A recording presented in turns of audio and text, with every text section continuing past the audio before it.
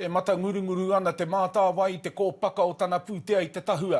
Aha kua te nirawa e taki tūtū mai ana ki te whakarauora i te reo a te kāwanatanga i tēnei tau. Neke paku nei i te rua me te hawhi miliona tāra te kakenga pūtea ki te Mātāwai i tēnei rā. Nāko tana whakawhiwhinga pūtea katoa he te kaumāwhitu ira toru miliona tāra. Ko te pikinga pūtea tuatahi tēnei ki te Mātāwai no tana tīmatanga i ngā tau e whitu ki muri.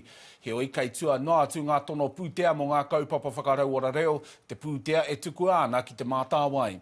E ai ki aia e toru te kauma 1 miliona tāra te tapeke o ngā tono katoa i tēnei tau, engari te kau ira 8 miliona noa te roahenga pūtea ki aia hei toha mana. Hei tā te tumu whakarai o te Mātāwai tā poi a rewi, ko tētahi uauatanga o te mahi, ko te piki ake o te rongo kōrero i te kaitono ngākau, kore haere he tau, i te korenga e whiwhi, i te kore e rawaka o te pūtea.